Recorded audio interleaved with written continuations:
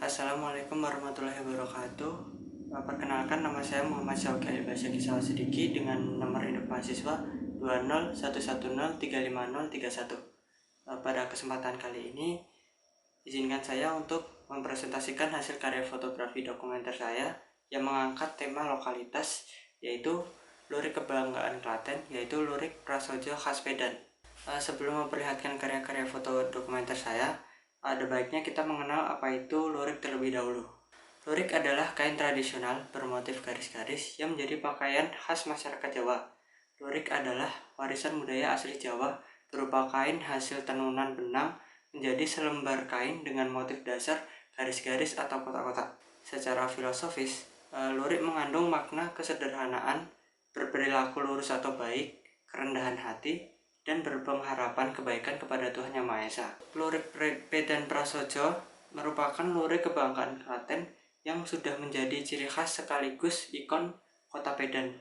Lurik Pedan Prasojo ini sudah didirikan sejak tahun 1950 oleh Bapak Sumohartono, dan saat ini sudah generasi ketiga yang dikelola oleh Ibu Maharani Setiawan. Untuk lokasi lurik Pedan Prasojo ini sendiri berada di Desa Pencil, Kelurahan Tambakboyo, Kecamatan Pedan, Kabupaten Klaten, Jawa Tengah, Indonesia.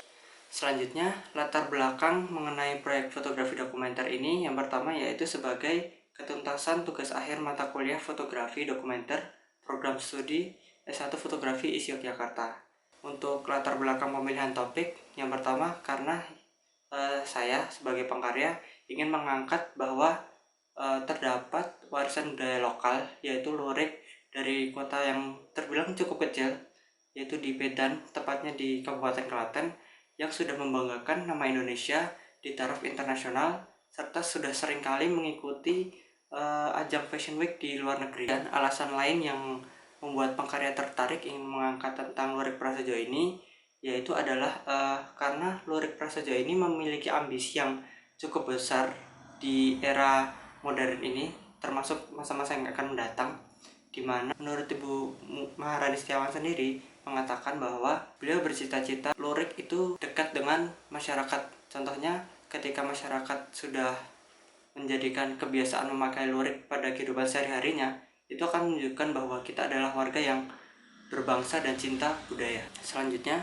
manfaat yang didapatkan dari proyek tugas fotografi dokumenter ini diantaranya yang pertama, dari pengkarya sendiri ingin memperkenalkan kepada masyarakat bahwa terdapat warisan budaya lokal yang berupa lurik yang sudah membanggakan Indonesia hingga taraf internasional. Yang kedua, memperkenalkan kepada masyarakat bahwa warisan budaya lurik tidak hanya digunakan oleh orang-orang tua saja seperti zaman dahulu, namun lurik ini sendiri itu ternyata juga mengikuti perkembangan zaman, perkembangan tren, sehingga lurik ini bisa dipakai di semua kalangan termasuk anak muda. Untuk proses kreatifnya, pada pemotretan pengkarya membutuhkan waktu sekitar 5 hari untuk melakukan pendekatan dan riset. Sedangkan untuk proses pemotretan, pengkarya membutuhkan waktu sekitar kurang lebih 3 hari. Untuk kemudahan yang didapatkan, yang pertama karena lokasi lurik Prasojo ini cukup dekat dengan tempat tinggal saya sebagai pengkarya, yang hanya membutuhkan waktu sekitar 10 atau 15 menit untuk sampai ke lokasi. Kemudian Ibu Maharani serta pegawai yang ada di lurik Prasojo dan juga Kusmana Datex itu cukup terbuka dan menerima saya ketika menjalankan proyek dokumenter ini. Untuk kesulitannya, yang pertama yaitu pada awal proses dokumenter ini cukup sulit ketika ingin menemui Ibu Maharani karena beliau memiliki jadwal yang sangat padat. Kedua, proses produksi dan kegiatan di showroom itu kegiatannya cukup padat sehingga saya harus berhati-hati agar tidak mengganggu operasional mereka. Yang ketiga yaitu pembatasan penggunaan lighting ketika memotret proses produksi sehingga hasil foto yang dihasilkan terlihat banyak noise. Untuk peralatan yang saya gunakan, yang pertama saya menggunakan kamera Sony Alpha 6000 dan juga lensa kit Sony 1650 mm. Untuk aspek teknis fotografis yang saya lakukan ketika pemotretan, yang pertama adalah eksplorasi angle, yang kedua adalah eksplorasi komposisi. Kesimpulannya, berdasarkan pengalaman yang saya dapatkan selama pengerjaan proyek fotografi dokumenter tentang lokalitas, yaitu di lurik Pedan Prasojo ini, pengkarya menyadari bahwa pada dewasa ini kita sebagai masyarakat patut berbangga dengan warisan budaya lokal yang sudah membanggakan bangsa Indonesia hingga taraf internasional. Selain itu, pengkarya juga menyadari bahwa di era-era dewasa ini, di era modern ini, lurik itu tidak hanya ditujukan kepada kalangan tertentu saja seperti zaman dulu. Bahkan di masa kini, lurik itu mengikuti perkembangan tren, mengikuti fashion, melakukan kolaborasi dengan produk-produk pakaian, sehingga lurik ini tidak hanya terkhususkan untuk kalangan tertentu, tapi menyeluruh ke seluruh kalangan. Bahkan anak muda pun jika memakai lurik saat ini tetap bisa dan tetap keren. Referensi yang saya gunakan dalam pemotretan fotografi dokumenter ini, yang pertama adalah Instagram Lurik Prasojo, yang kedua website Jogja Tribun News, website Solo Event dan The Jakarta Post, serta tugas akhir kakak tingkat. Berikut adalah hasil dari karya fotografi dokumenter saya. Yang pertama, ini saya memotret tentang ikon kota Pedan, yaitu Lurik Prasojo yang berada di Jalan Pedan Cawas, sehingga ketika orang akan memasuki kota Pedan, mereka akan melihat patung ini. Lalu untuk foto yang kedua ini, yaitu berjudul Selamat Datang.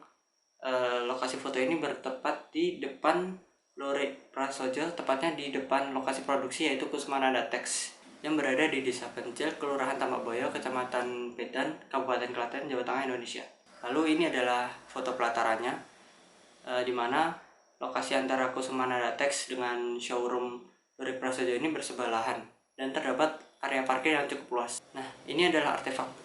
Bisa kita lihat pada foto ini terdapat alat tenun tradisional yang merupakan peninggalan dari Lurik Prasojo pada era lampau tahun sekitar kurang lebih 1965, yang kemudian berganti seluruhnya menggunakan alat tenun mesin. Lalu pada karya foto ini menampilkan bagian depan dari Kusmananda Tex. Lalu ini adalah bagian depan showroom yang lokasinya berada di bagian samping belakang dari Kusmananda Tex jika kita tiba di Lurik Prasojo melalui jalan Pedan Turjo. Nah, pada foto ini kita akan melihat ruang lukas dan juga benang-benang lusi yang dijajar di bawah, untuk nantinya benang itu akan diuntai menjadi benang lawe agar mudah ketika dicelupkan. Oke, ini adalah foto benang lusi dari dekat. Lalu ini adalah proses lukas. Proses lukas sendiri itu berupa proses penguntaian benang-benang lusi yang sudah ditempatkan pada rek untuk diurai kembali hingga menjadi benang lawe seperti yang dibawa ibu ini, sehingga ketika dicelupkan itu warnanya lebih merata dan memudahkan ketika akan membuat warna sesuai motif. Selanjutnya adalah proses peracikan warna. Proses peracikan warna ini sendiri dilakukan sebelum benang-benang lawe tadi dicelupkan. Ini adalah penampakan dari proses celup dengan menyelupkan benang-benang lawe tadi ke dalam bak yang sudah diberi zat pewarna. Setelah diwarna, kemudian kain tersebut dibilas agar zat-zat kimia pada benang tersebut semuanya bisa bersih. Lalu setelah itu direndam 1 malam, kemudian diangin-anginkan supaya sedikit lebih kering, kemudian barulah dijemur. Nah, setelah dijemur, benang-benang tadi kemudian di-close atau digabungkan kembali pada rek untuk kemudian dilanjutkan ke proses sekir. Ini adalah ruang sekir.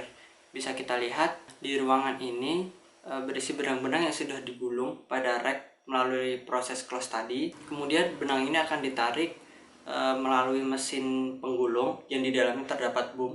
Nah, seperti ini melihat mesin penggulung dan proses sekirnya. Setelah benang-benang tadi sudah tergulung dengan rapi sesuai motifnya, bisa kita lihat selanjutnya adalah proses nyucuk. Nah, boom yang tadi berada di dalam mesin penggulung itu dapat kita lihat seperti di bawah kedua ibu-ibu yang sedang melakukan proses nyucuk ini. Untuk proses nyucuk ini sebenarnya dilakukan secara manual, secara satu persatu, dengan memasukkan benang-benang yang sudah digulung tadi ke dalam mata gun sebelum mata gun itu dimasukkan ke mesin tenun. Lurik Prasojo sendiri juga menggunakan benang pakan atau benang yang sudah jadi dan sudah terwarna. Ini adalah mesin yang digunakan untuk menggulung benang pakan tadi pada kleting untuk nanti dimasukkan ke teropong di dalam mesin tenun. Nah, seperti ini prosesnya yang dinamakan proses palet. Menggulung benang pakan tadi ke dalam sebuah kleting untuk nanti dimasukkan ke dalam mesin tenun. Ini adalah ruangan tenun di Kusmananda Tex. Bisa kita lihat terdapat banyak sekali mesin yang menghasilkan motif yang berbeda-beda. Nah, ini adalah proses pemasangan cucuk. Bisa kita lihat proses cucuk yang dilakukan oleh kedua ibu tadi nanti akan dimasukkan ke mesin seperti ini, sehingga proses penenunan itu sudah sesuai dengan motifnya saja. Nah, kedua ibu ini sedang memperbaiki benang yang terlepas ketika proses penenunan. Nah, ini adalah benang pakan yang sudah dipalet tadi, dimasukkan ke dalam teropong, kemudian akan dimasukkan ke mesin tenun sehingga dapat menghasilkan warna yang berbeda pada motifnya. Nah, pada foto ini kita bisa lihat meskipun Lurik Prasaja dan Kusuma Nadatex ini produksinya menggunakan teknik mesin, namun mesin-mesin yang digunakan itu masih terbilang cukup tradisional. Seperti ibu ini ketika sedang menyalakan mesin tenunnya itu hanya cukup menggoyangkan bagian goyangannya saja. Dan setelah proses penenunan selesai, proses selanjutnya adalah inspecting, yaitu untuk mengecek atau quality check bahwa apakah tenun ini layak pakai untuk kemudian dilanjutkan ke gudang dan ke showroom atau tidak. Selanjutnya kita akan menuju ke bagian showroom yang menjual kain serta produk-produk inovasi dari Lurik Prasaja. Ini adalah penampakan depan dari pintu masuk showroom Lurik Prasaja. Dan ini adalah bagian dalamnya. Ini adalah tampilan ruangan yang cukup luas yang menjual kain-kain lurik yang berada di lantai 1. Berikut ada penampilannya juga. Dan pada foto ini kita bisa lihat bahwa Lurik Prasaja memiliki koleksi yang cukup lengkap dengan jenis-jenis kainnya, motif-motifnya, warna-warnanya. Nah, ini adalah salah satu contoh dari kain lurik. Yang pertama adalah lurik jari. Lurik jari ini mempunyai motif garis-garis kecil dan lurik ini dijual seharga 90.000 per pot. Dan selanjutnya ini adalah jenis kain lurik. Kain ini hanya mempunyai motif garis-garis dan kain ini dijual dengan harga 70.000 per pot. Kita berlanjut ke kain lurik jenis berikutnya, yaitu kain lurik kotak yang memiliki motif kotak-kotak seperti di dalam foto. Ini adalah kain lurik polos. Ini adalah kain lurik gerimis yang motifnya cukup terkenal dan cukup menarik perhatian serta cukup laku di Lurik Prasaja ini. Ini adalah lurik tumpal polos. Lurik tumpal polos sendiri itu lurik yang memiliki motif kain warna polos, kemudian terdapat motif garis-garis di atasnya. Nah, selanjutnya adalah kain lurik gerimis tumpal. Yang membedakan dengan kain lurik gerimis tadi adalah jika motifnya tumpal, maka garis-garis kecil gerimisnya ini akan saling tumpang tindih antara satu sama lain. Selanjutnya adalah lurik 3-in-1 yang menggabungkan antara 3 motif kain lurik pada satu kain lurik. Berikut adalah lurik Dolby yang memiliki hasil tenunan yang bersifat glossy atau memantulkan cahaya. Dan ini adalah kain lurik yang cukup eksklusif ya di Lurik Prasaja, yaitu lurik lokat. Dan ini juga termasuk kain lurik yang cukup eksklusif, yaitu lurik batik cap. Dan ini adalah kain lurik batik print, di mana motif-motif batiknya itu dicetak dengan print. Dan kita akan berlanjut menuju showroom di lantai 2. Ini adalah penampakannya. Dan ketika kita berjalan memasuki showroom kedua ini, kita akan melihat foto pendiri dari Lurik Prasaja ini, yaitu Bapak Sumo Hartono bersama istri yang mendirikan Lurik Prasaja pada tahun 1950. Nah, salah satu inovasi yang dihasilkan pada produk-produk Lurik Prasaja ini akan kita lihat pada karya foto berikutnya. Nah, yang pertama ini adalah sneakers lurik. Dimana yang menarik dari sneakers ini adalah sneaker ini terbuat dari lurik. Nah, kita bisa lihat juga produk yang cukup kekinian, yaitu lurik trendy, dimana menggabungkan fashion seperti outer dan jaket jeans, namun ditambah dengan aksen lurik. Nah, ini adalah produk lainnya yang keren dan berbudaya. Dan ini adalah foto yang memperlihatkan pengunjung pembeli yang sedang membeli kain di Lurik Prasaja. Ini adalah foto pembeli yang sedang memilih kain. Ini adalah foto yang terbaru kemarin ketika beberapa orang sedang berburu kain untuk hari Lebaran. Selain melakukan penjualan melalui offline store, Lurik Prasaja juga melakukan penjualan secara online. Dan salah satunya yaitu live shopping yang dilakukan rutin setiap hari Selasa di Instagram Prasaja Bairani setiap pukul 4 sore hingga 10 malam. Dan live shopping di Shopee setiap hari Rabu. Seperti ini adalah ketika Bu Rani sedang mendemonstrasikan produk lurik berupa celana dan kemeja di depan para viewersnya. Nah, bisa kita lihat pada foto ini terdapat 3 admin yang cukup harus ekstra cepat membalas balasan-balasan dari para customer, karena live shopping ini dilihat oleh banyak orang dan banyak orang yang berburu dan berebutan pada produk-produk yang didemonstrasikan. Dan ini penampakan dari barang-barang yang sudah sold out atau terjual ketika sesi live shopping. Dan ini adalah BTS ketika saya melakukan pemotretan di Lurik Prasojo dan Kusuma Anandatex. Baik, demikian presentasi hasil karya fotografi dokumenter saya tentang lokalitas, yaitu Lurik P dan Prasojo sebagai lurik kebanggaan Kota Klaten. Saya mengetahui bahwa masih banyak kekurangan pada karya saya, sehingga setiap saran dan kritik yang membangun sangat dibutuhkan pada perkembangan berkarya saya ke depannya. Demikian presentasi hasil karya fotografi dokumenter oleh saya. Terima kasih. Wassalamualaikum warahmatullahi wabarakatuh.